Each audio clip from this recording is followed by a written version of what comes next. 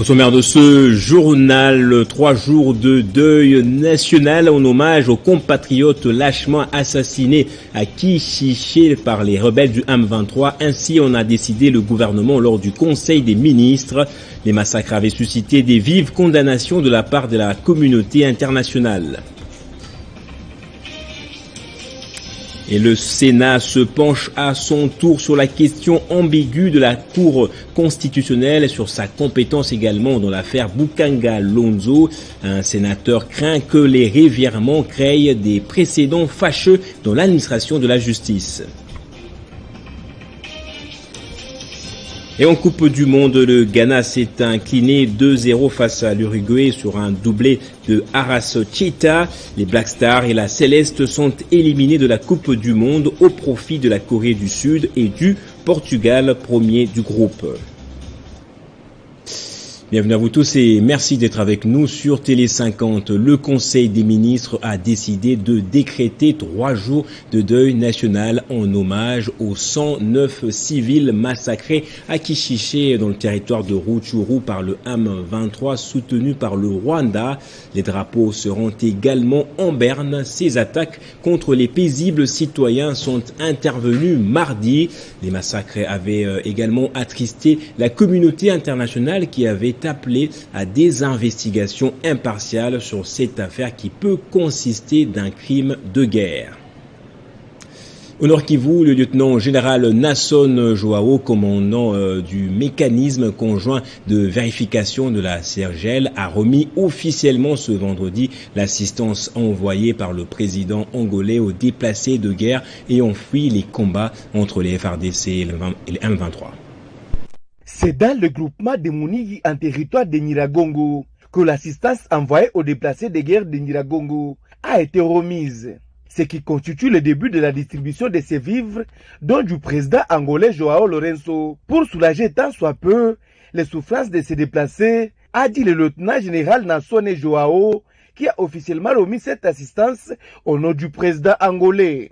Un geste symbolique pour remettre le don que son excellence le président de notre pays, João Manuel Gonçalves Lourenço, a remis aux réfugiés de Nyiragongo pour contribuer au légèrement de la souffrance. En réceptionnant ces vivres au nom du président congolais, le gouverneur militaire du Nord Kivu, le lieutenant-général Kostandima, a dit merci au président angolais pour son geste de charité. À travers lui, tout le peuple angolais qui vient au secours aujourd'hui à leurs frères et sœurs en détresse de Rutshuru, ces gestes nous va droit au cœur.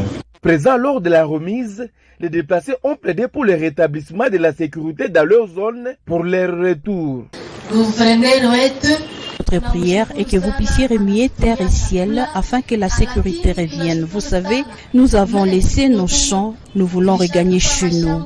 Entre-temps, parce que nous sommes ici, nous continuons à vous dire merci pour cette aide humanitaire. Cette assistance de 30 tonnes de vivres est constituée de haricots, riz, huile de palme, biscuits, lait concentré, poissons salés et bien d'autres. Et dossier Bukanga Lonzo, le débat s'est invité à la Chambre haute du Parlement où le député national Willy Bolio est monté au créneau pour fustiger la divergence de 2 arrêts de la Cour constitutionnelle. Selon lui, ces derniers peuvent créer des précédents fâcheux dans l'administration de la justice en RDC. Le revirement jurisprudentiel de la Cour constitutionnelle dans les dossiers Bukanga Lonzo vont créer des conséquences fâcheuses à l'avenir si rien n'est fait. Ce débat s'est invité même au Parlement congolais où le député national Willy Bolio a émis ses craintes par rapport à ces 2 arrêts de la Cour constitutionnelle qui risquent de saper les efforts du gouvernement. Maintenant que la Cour, pour une même affaire, s'est prononcée incompétente et après la même Cour va se dire pour dire qu'elle devient compétente, il y a un peu de crainte de mon côté, honorable président. Ma crainte réside dans le fait que nous risquons d'avoir une justice à plusieurs vitesses. Je ne vais pas parler de 2. Et si ce sera le cas, la crainte est qu'aujourd'hui on peut poursuivre Bolio, on peut la quitter Demain, si la personne qui va être au niveau judiciaire n'est pas d'accord avec la figure de Bolio, il va le poursuivre encore. À ce moment, ça sera une insécurité judiciaire. Selon les députés nationaux, il faut que cette situation soit réglée pour que ce soit le premier arrêt qui soit maintenu parce qu'il est le seul valable constitutionnellement. Organisation des 9e Jeux de la francophonie et la construction du barrage de Katende, des élus exigent des éclaircissements sur l'évolution des travaux. Une motion d'information et une interpellation ont été adressées respectivement au ministre des Ressources hydrauliques et électricité Olivier Mwenze Mukaleng et à la commission locale en charge de l'organisation des Jeux de la francophonie. Il s'agit d'une motion d'information et d'une interpellation. La première concerne les Jeux de la francophonie. Le sénateur estime qu'à ce jour, le doute persiste sur la tenue de cet événement sportif et culturel de grande portée en RDC. Denis Kambay a présenté le dysfonctionnement de la commission locale d'organisation et a promis qu'une enquête parlementaire devrait être mise en place pour suivre de près ce qui risque de salir l'honneur de ce grand pays francophone. Au regard du retard accumulé pour diverses raisons dans les préparatifs du jeu par notre pays, nous solliciterons de l'Assemblée plénière la mise en place d'une commission d'enquête parlementaire afin d'examiner les tenants et les aboutissants. Le président des notables du Grand Kassai veut avoir des explications claires sur la construction du barrage de Katende qui piétine alors que les travaux effectués sur place par le génie civil représentent 55%. Qui sont pour l'interpellation du ministre des Ressources hydrauliques et l'électricité tel que proposé par notre collègue Kambay Chilumba. Il était nécessaire que nous puissions vraiment interpeller notre ministre en charge des ressources hydrauliques et électricité sur la problématique du barrage de Katende. C'est ce qui va être fait dans les jours qui viennent. La population n'a qu'à patienter pour que le ministre vienne nous dire exactement qu'est-ce qui se passe. Et pour se rassurer de l'avancement des travaux à l'usine de captage d'ozone, le ministre des Ressources hydrauliques et électricité a effectué une visite sur terrain.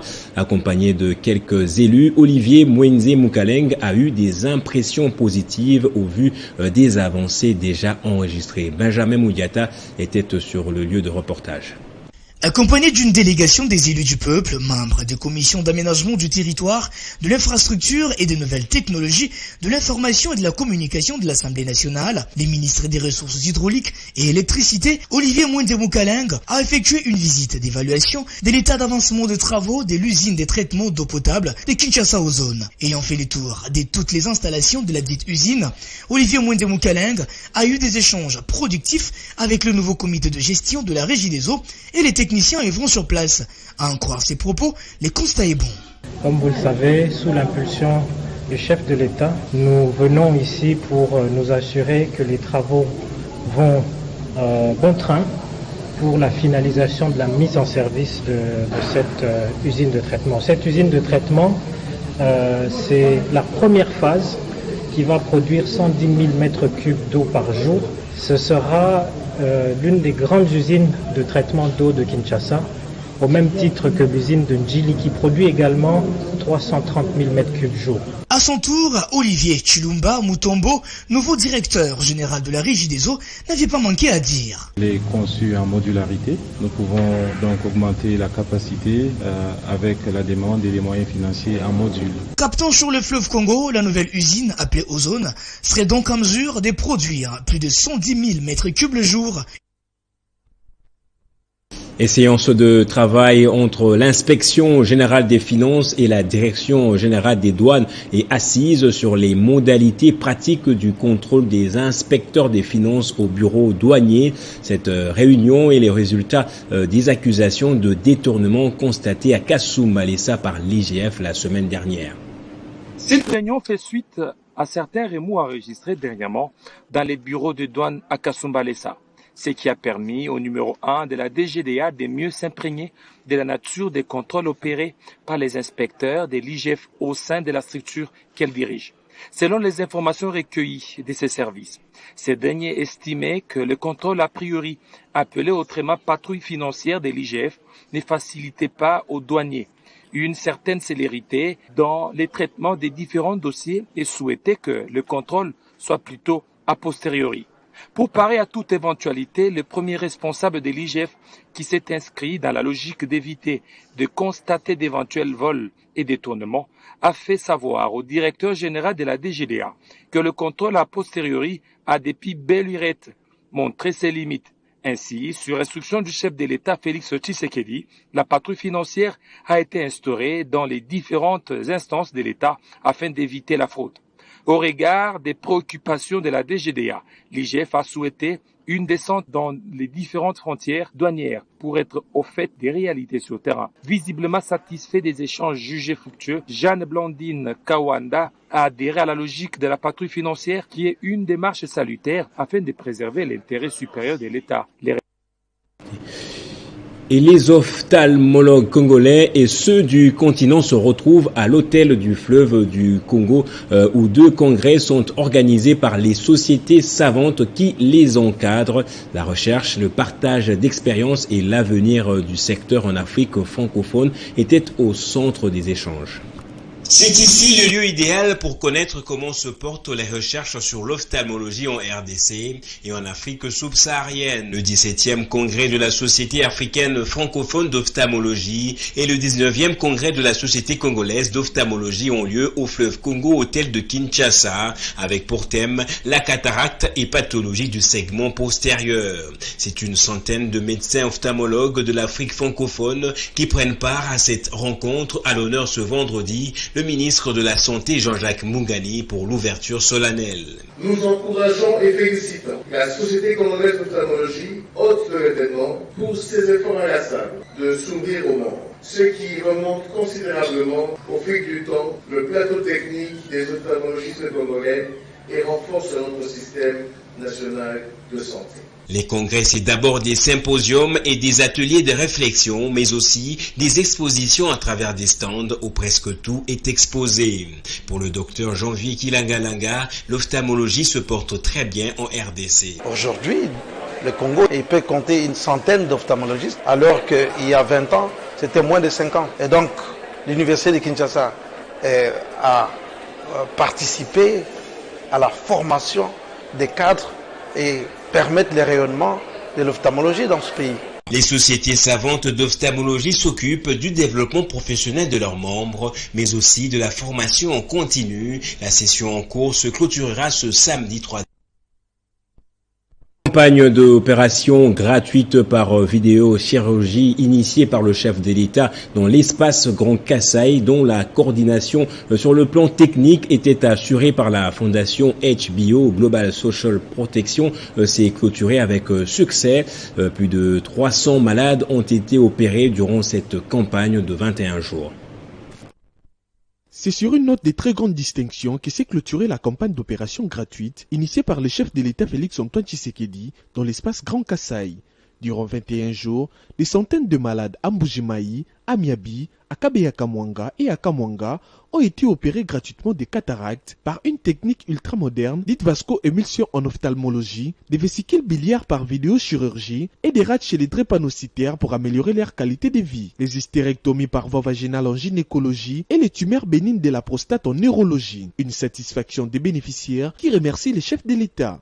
Félix Antoine Tshisekedi Zambi amubeneshi tatu chilombo tumajambulisha jabwanda kubana balonda lwabwanda pachanana. Du premier au dernier jour de la campagne, le docteur Hermione Bolumbe, présidente de la fondation HBO Global Social Protection, qui a coordonné sur le plan technique de cette campagne, en véritable femme infatigable, était au four et au moulin. Une fois le travail terminé, elle a remercié le président de la République pour cette initiative. Nous tenons vraiment à remercier sincèrement les chefs de l'État.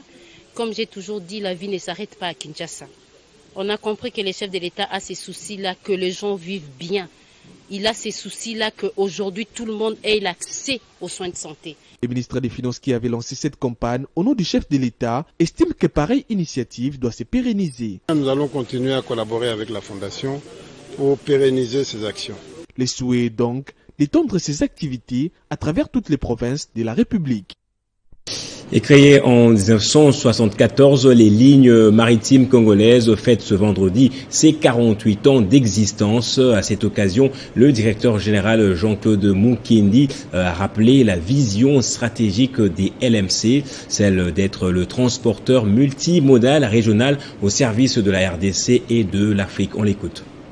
Nous présentons nos hommages le plus déférents au président de la République démocratique du Congo et commandant suprême de forces armées, Son Excellence Félix Antoine Tshisekedi Tshilombo, en ce moment où notre pays subit une guerre d'agression par le Rwanda sous la belle de sa marionnette, le M23. Nous le rassurons de notre indéfectible soutien et attachement. 48 ans d'existence, 48 ans d'activité maritime ininterrompue, 48 ans d'appui au développement de l'économie et du commerce congolais. Les performances encouragées durant ce parcours valent aujourd'hui à LMC SA le record de longévité et de présence active sur la scène maritime internationale. La vision stratégique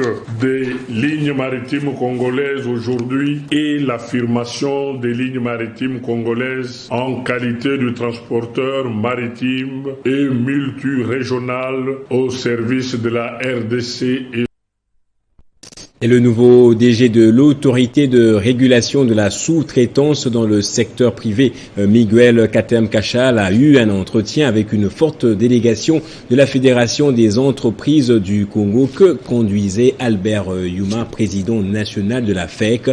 À l'issue de cette rencontre, Albert Yuma s'est exprimé en ces termes. Nous avons été satisfaits des réactions du DG et finalement moi, à titre personnel, ça ne me surprend pas. J'ai connu le DG Miguel Katem comme opérateur économique. Je ne le connais pas aujourd'hui comme DG de la RSP. C'est parce que comme opérateur économique, moi, PCA, la GECAMINE, j'ai eu à travailler avec lui comme opérateur économique. J'ai eu à travailler avec lui comme ministre des Travaux publics pour accompagner des projets d'infrastructure d'entreprises locales. Et je sais qu'en tant qu'opérateur économique, il a connu les mêmes frustrations que les jeunes Congolais connaissent, dont ceux qui ont parlé hier avec le chef de l'État, de ne pas être pris en compte. Quand il s'agit d'opérateurs étrangers, on donne des contrats. Quand il s'agit de Congolais, on donne des bonnes commandes qui ne leur donnent pas accès au financement et qui donc au final ne leur donnent pas accès au marché. Donc moi, je suis très à l'aise d'avoir aujourd'hui comme partenaire de la FEC un DG qui lui-même était d'abord un opérateur économique et qui comprend les problèmes et les priorités du secteur privé. Nous voulons que le secteur privé, à travers ces PME, devienne le bras armé du développement économique. Il faut des PME performantes dans l'ensemble du pays pour qu'on assure la stabilité et la paix sociale. C'est une grande tâche. Mais si l'ambition est là, il faut la volonté politique. Dans tout, il faut la volonté politique. Et à cette même occasion, le directeur général de l'ARSP récemment installé a tenu à réitérer sa détermination, non seulement celle d'accompagner le secteur de la sous-traitance, mais aussi de matérialiser le programme de création de la classe moyenne économique dans le pays. On va le suivre. Et comme vous le savez, le développement de la classe moyenne, c'est le bras armé de tous les États du monde pour le développement d'une vraie classe moyenne, de l'industrialisation et de la diversification de l'économie nationale. Et aujourd'hui, l'ARSP joue un grand rôle dans le développement de la classe moyenne, la diversification de l'économie et l'industrialisation. Tous les pays qui se sont développés par l'industrialisation. Nous avons les mines aujourd'hui, mais si les mines terminaient demain, qu'est-ce que nous allons faire? C'est le temps aujourd'hui de pouvoir aider notre population à diversifier son économie et ça va nous servir de socle pour l'avenir économique de notre pays. Je tiens personnellement à remercier le président de la République. Sa vision, la vision du chef de l'État, nous allons la porter. De voir la vraie classe moyenne congolaise émerger dans ce pays. De voir le pays être industrialisé. De voir la diversification de l'économie nationale. Et nous allons porter cette vision et nous allons sûrement remettre de l'ordre dans les secteurs et nous allons tous voir cette classe moyenne congolaise émerger pour notre. Et célébré hier en province GPM, Katebi Beach est le site qui a abrité la commémoration de la 34e journée mondiale de lutte contre le sida jeudi 1er décembre dans le Lualaba. C'est Véronique Kilumba Nkulu, vice-ministre de la Santé, qui a lancé la cérémonie en présence de la gouverneure de province. Représentant le chef de l'État, Félix-Antoine Tshisekedi Tshilombo, la vice-ministre de la Santé publique, Hygiène et Prévention a présidé la cérémonie commémorative de la 34e journée mondiale de lutte contre le VIH-Sida aux côtés de la gouverneure de province. La manifestation a eu lieu dans le site touristique GPM Katebi Beach à une dizaine de kilomètres de Kolosi. Les gouverneurs des provinces du Tanganyika, du Sankuru, du Kasaï central, du Kasaï oriental étaient de la partie. Main dans la main pour vaincre la stigmatisation et réduire les nouvelles infections dues au VIH-Sida. C'est le thème retenu cette année en RDC. Madame KDC, directrice pays de l'ONU-Sida, a appelé chacun à porter sa voix pour vaincre les inégalités face aux personnes vivant avec le VIH-Sida. Madame Aline, personne vivant avec le VIH-Sida, a partagé son expérience, appelant l'assistance à démystifier la pandémie en brisant le silence. La gouverneure du Lualaba a salué le témoignage de la dame représentant les personnes atteintes du sida avant de faire le plaidoyer auprès de la représentante du chef de l'État. Je rends mes hommages le plus déférents à son Excellence, Monsieur le Président de la République et chef de l'État, qui a accepté volontiers de prendre la présidence du CMNLS pour se rassurer du bien-être du peuple congolais. Je félicite tous les PNMLS, les CNMLS ainsi que tous les partenaires techniques et financiers. Et à Kikwit, Abe Ngiama Kachak, le nouveau maire de la ville, était à l'honneur ce jeudi à l'UDPS Kikwit, reçu également par les forces vives de la ville. Le numéro 1 du chef-lieu a recueilli les desiderata de ses administrés.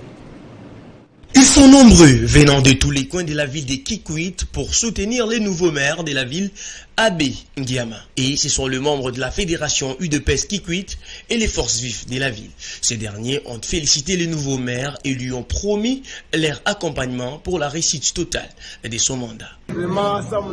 Nous remercions le chef de l'État Félix Tshisekedi pour la nomination de M. Abe Ngiama. Nous sommes ravis de voir un jeune qui était le président de Vutuka et encadré des jeunes de Kikwit devenir aujourd'hui maire de la ville. On sait qu'il a les soucis de la ville car il saura comment encadrer les jeunes afin de mettre un terme au banditisme urbain. De l'autre côté, la population n'est pas restée muette. Elle a souhaité bienvenue à la nouvelle équipe et a formulé des recommandations afin que celle-ci travaille d'arrache-pied pour le développement de la ville de Kikwit.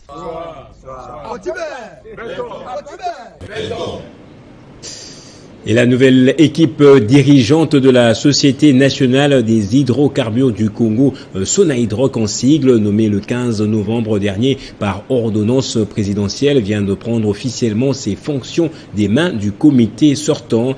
Sous la supervision du Conseil supérieur du portefeuille, le comité entrant entend travailler dans le respect de la loi, des règles et des procédures pour la relance de la Sonahydrac. Au cours de cette cérémonie des remises reprises avec l'administration sortante, les nouvelles autorités de la Sonahydrac, composées du PCA Eboma Ablavi, du nouveau directeur général Marcelin Bilomba et du DGA Bahati Tito, ont remercié les chefs de l'État pour la confiance et s'engagent dans les combats de la relance de cette entreprise publique. Nous allons faire de telle sorte que l'entreprise Sonahydrac puisse retrouver, exercer toutes ses attributions de tout son patrimoine. Nous savons que le personnel et cadre accuse plusieurs mois de non-paiement de leur rémunération. Eh bien, nous allons commencer par là.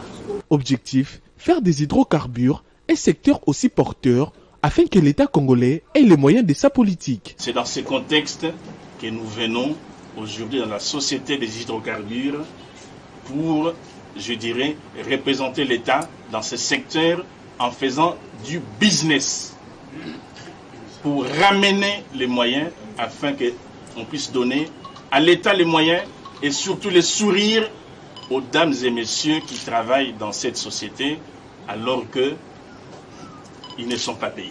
Ils en appellent donc à l'appui des ministères sectoriels de les accompagner pour la réalisation des exploits, permettant ainsi à la Sonaïdroc de reprendre le contrôle en tant que quatrième major du pays. Et on va terminer en sport pour son dernier match de poule. La Corée du Sud a battu le Portugal 2-1. Le pays a arraché sa qualification pour les huitièmes de finale de la Coupe du Monde. Les Portugais déjà qualifiés terminent quand même premier du groupe. L'Uruguay plutôt vainqueur du Ghana 2-0 et tout de même éliminé du championnat international. Place au rappel des titres à présent. 3 jours de deuil national en hommage aux compatriotes lâchement assassinés à Kishiché, chefferie des Bwito en territoire de Rutshuru par les rebelles du M23. Ainsi en a décidé le gouvernement lors du Conseil des ministres.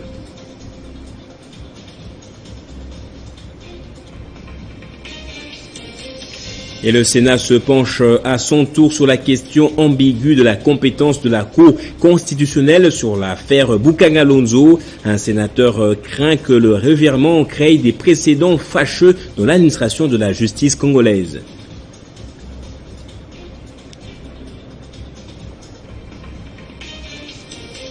Et en Coupe du Monde, le Ghana s'est incliné 2-0 face à l'Uruguay sur un doublé de Aras Cheta à la 26e et 32e minute.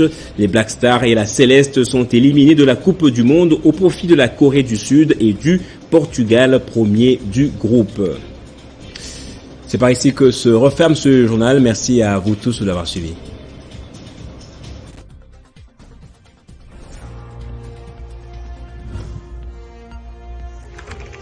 L'actualité reste incontinue.